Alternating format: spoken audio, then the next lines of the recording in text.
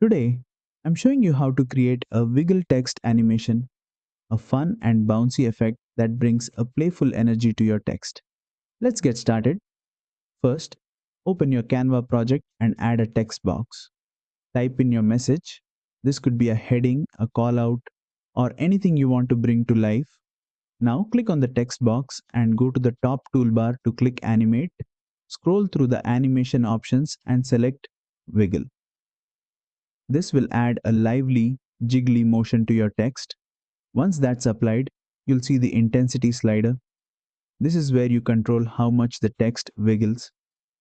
Slide it left for a soft, subtle bounce, or right for a more exaggerated shake.